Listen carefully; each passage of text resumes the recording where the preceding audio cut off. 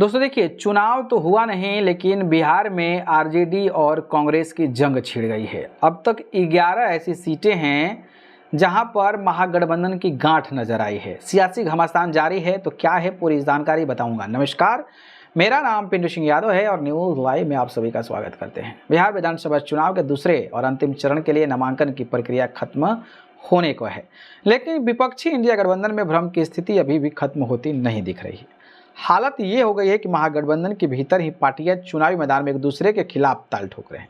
Seat बंटवारे यहां ऐसा पेच फंसा है कि 11 सीटों पर महागठबंधन के सहयोगी दल आमने सामने हैं।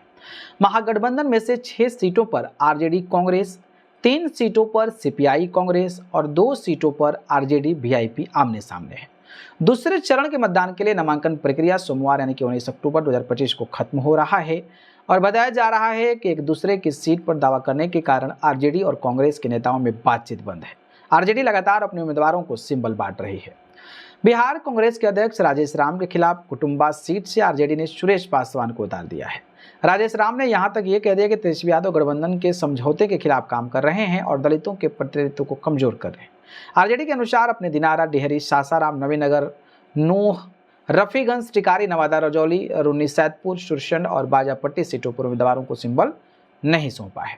डिहरी और सासाराम सीट पर कांग्रेस और आरजेडी दोनों दावा कर रही है। कहलगांव, वैशाली, लालगंज, सिकंदरा, कुटुंबा और वारसलीगंज सीटों पर आरजेडी जो है कांग्रेस के आमने सामने है। बेगूसराय जिले के बेछवाड़ा सीट से कांग्रेस और सीपीआई दोनों के उम्मीदवार चुनावी मैदान में हैं और इस सीट की वजह से सीपीआई ने रोसड़ा, बिहार शरीफ और राजपाकड़ से भी अपना उम्मीदवार उतार दिए हैं।